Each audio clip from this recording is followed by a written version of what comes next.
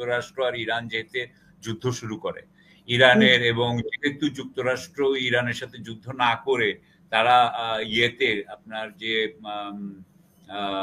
Negotiation বা দর কষাকষি যেটা হচ্ছে, চুক্তি নিয়ে আলোচনা যেটা হচ্ছে, আলোচনা যেহেতু এগিয়ে যাচ্ছে, সেই আলোচনা এগিয়ে যাওয়াতে তো ইসরায়েল খুবই খুবই ইয়ে ছিল, আপনার খুবই হতাশ। আমরা যদি যে বেলুচিস্তানের জায়গায় যদি আমরা হইতাম, আমরা যদি তাদের সাথে আমি দেখতাম কত যুদ্ধ আমরা করতে পারি। আমার তো তখন মনে আছে, আমার তো সেটা মামুন ভাই আমার থেকে একটু সিনিয়র হতে পারেন বা আমার থেকে জুনিয়র হতে পারে, আমাদের তো মনে আছে যে সেই সময় পাকিস্তান আমলে আমাদের কি অবস্থা ছিল। আই রিমেম্বার সাম। সুতরাং আমি যেটা বলতে চাচ্ছি যে এই যে মানে কন্টিগুইটির জন্য আমাদের ভৌগোলিক অবস্থানে আমরা 1000 মাইল দূরে থাকাতে আমরা যে মানে ইয়েটা পাইছি বেনিফিট, সেইটার জন্য করতে নির্দিষ্টভাবে বলতে গেলে তো অবশ্যই দেখা যাচ্ছে যে হিন্দু মুসলমানদের মধ্যে বিদ্বেষ ছড়ানো, সেইটাকে আপনার যে গুজরাটে যেভাবে আপনি দেখালেন, বললেন যে বাংলাদেশি তথাকথিত বাংলাদেশিদেরকে ধরা হচ্ছে বেশি, মানে 2-3 ঘন্টার মধ্যে 1000 হয়ে গেছে। আমি প্রথমে 1000 হয়ে গেল, 500 থেকে 1000, আমি শুনেছিলাম 500, এখন আপনি বলছেন 1000। সারাক্ষণ এগুলো বাড়ানো হচ্ছে, হ্যাঁ, এবং মানে কোনো ইয়ে ছাড়াই বাড়ানো হচ্ছে। নানান দিকে কাশ্মীরি ছাত্রদের উপরে আক্রমণ করা হচ্ছে, তারা ভয়ে বা ঘরের মধ্যে বসে আছে। সেখানে আমরা দেখলাম যে দাঙ্গা করানোর চেষ্টা করা হয়েছে সেটা কিন্তু ব্যর্থ হয়েছে, কারণ কাশ্মীরের যে জনগণ তারা কি বলছে বের হয়ে, তারা বলেছে যে বারবার এই নাটক আর আমাদের সাথে করো না, তোমরা এটা শেষ করো। তোমরা যদি মনে করো যে এখানে চরমপন্থীরা আছে, এটাকে শেষ করো। প্রত্যেকবার কেন এটা করছো, কেন আমাদেরকে কষ্ট দিচ্ছ, তাই না?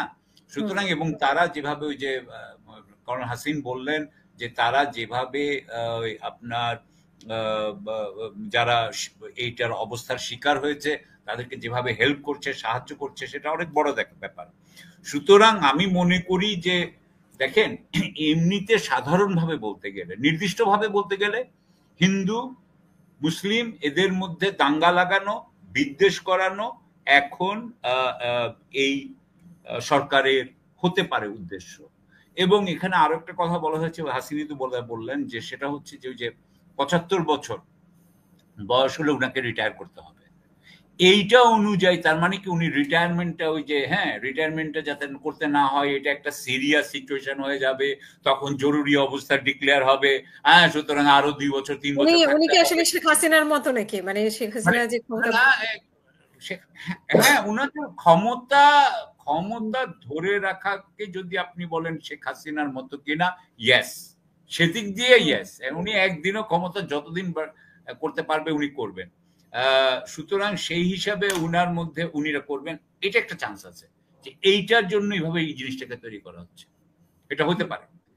আর আরেকটা জিনিস হতে পারে, আমি আবারও বলবো যে আমরা যেহেতু এখনো আমরা ভারসাম্যের জন্য বলছি, হ্যাঁ, এটা হয়তো সম্ভাবনা কম, কিন্তু পাকিস্তানের থেকেও হতে পারে কিছুটা।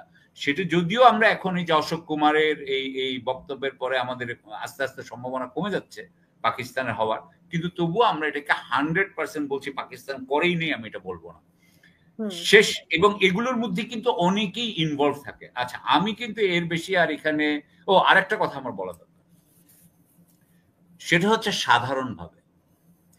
সাধারণভাবে রাষ্ট্রটার রাজনীতিবিদদের কাজ কি। আমি যা দেখি সেটা বলতেছি, আমি দেখি যে রাজনীতিবিদ যারা ক্ষমতায় থাকে তাদের কাজ হচ্ছে বড় লোকের হাতে অর্থনীতি তুলে দেওয়া এবং তার পরিবর্তে টাকা কামানো বা সেই টাকাটা দিয়ে ক্ষমতায় থাকা। সুতরাং এই যে দুর্নীতির যেই রাষ্ট্রে যে দুর্নীতি চলতে পারে, তার জন্য সাধারণভাবেই এই ধরনের বিদ্বেষ, ঘৃণা এগুলো চালায় রাখতে হবে। হ্যাঁ, যেমন ধরেন উনার যে ধরনের যদি সরকারের কোনো ব্যর্থতা থাকে, সেটা বাংলাদেশের ব্যাপারে হতে পারে, সেটা নানান ব্যাপারে হতে পারে, অর্থনীতির ব্যাপারে হইতে পারে, সবকিছুর ব্যাপারে, আর আমি তো এটা বললাম পার্সোনাল ব্যাপার হইতে পারে, এর জন্যও হইতে পারে। সুতরাং আমি এই কতগুলো আপনাকে বললাম। আরেকটি ঘটনা নিশ্চয়ই আপনি দেখেছেন, ইরানে যে বন্দর আব্বাসের ভয়াবহ বিস্ফোরণ। না, আমি এটা দেখিনি, যেটা দেখি সেটা বলবো না। সরি, কি হয়েছে? ইরানের বন্দর আব্বাসে ব্যাপক ভয়াবহ এক বিস্ফোরণ হয়েছে, 4 জন নিহত হয়েছে এবং কমপক্ষে 500 জন মানুষ আহত হয়েছে। বিস্ফোরণের পরপরই সেখানে আগুন ছড়িয়ে পড়ে।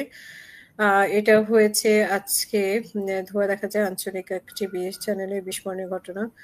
এটা আসলে কিছুক্ষণ আগের নিউজ, আজকেরই।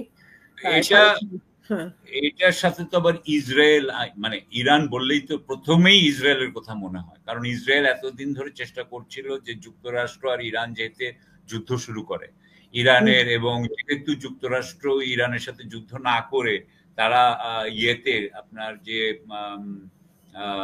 নেগোসিয়েশন বা দর কষাকষি যেটা হচ্ছে, চুক্তি নিয়ে আলোচনা যেটা হচ্ছে, আলোচনা যেহেতু এগিয়ে যাচ্ছে, সেই আলোচনা এগিয়ে যাওয়াতে তো ইসরায়েল খুবই খুবই ইয়ে ছিল, আপনার খুবই হতাশ যে তারা যুক্তরাষ্ট্রকে দিয়ে যুদ্ধটা করাইতে পারে নাই। আমি এইটুকু ছিল লাস্ট সিচুয়েশন। এখন যদি আমি দেখি যে আপনার ইরানের বন্দর আব্বাসে যদি ইয়ে হয়ে থাকে, আগুন ধরে থাকে, তো আমার প্রথম যেই ইয়েটা হয়, সেই সন্দেহর তীরটা তো স্বাভাবিকভাবেই আমার মনে হয় ইসরায়েলের দিকে যায়। এখন বাকিটা আমি জানি না, আরেকটু আমাদেরকে হয়তো ওয়েট করতে হবে। আমি একটা কথা বলতে চাই, হ্যাঁ, মামুন ভাই যে কথাটা বলছেন, একটা লাইন বলছেন, কিন্তু আমি ওই লাইনটার ব্যাপারে একটু কথা বলতে চাই। উনি বলছেন যে কাশ্মীরের যে অত্যাচার হয়, বাংলাদেশ যেরকম পূর্ব পাকিস্তানে যে অত্যাচার হইতো, তো পূর্ব পাকিস্তান স্বাধীন হয়েছে, কাশ্মীর হইতে পারে নাই, কারণ পূর্ব পাকিস্তানের শেখ মুজিবুর রহমান সাহেব ছিলেন। আচ্ছা, এখন আমি যেটা বলতে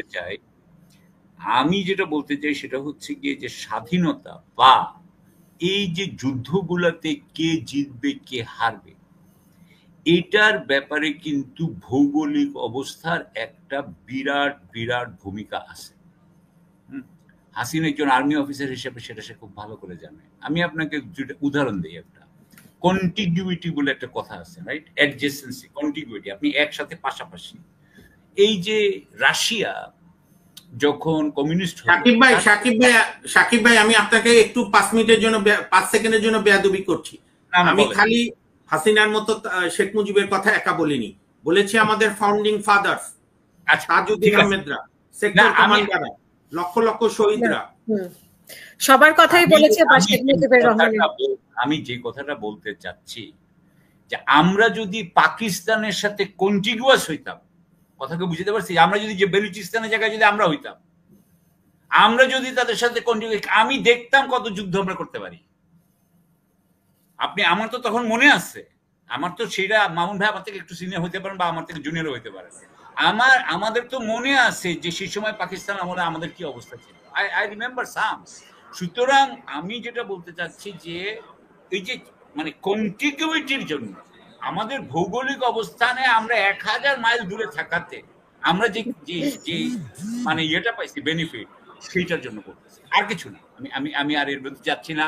উনি তো ফাউন্ডিং ফাদার কথা বলছে। এখন শেখ মুজিবুর রহমান সাহেবকে আমি মনে করি যে তিনি আসলে স্বায়ত্ত শাসনের যে রাজনৈতিক আন্দোলন ছিল সেইটার নেতা ছিলেন। উনি কখনোই, উনাকে তাজউদ্দিন সাহেবের কথা অনুযায়ী উনি পাকিস্তানের প্রধানমন্ত্রী হইতে চাইছেন, উনি বাংলাদেশের প্রধানমন্ত্রী হইতে চান না। এটা মানে হিস্টোরিক্যাল ফ্যাক্ট, হিস্টোরিক্যাল ট্রুথ।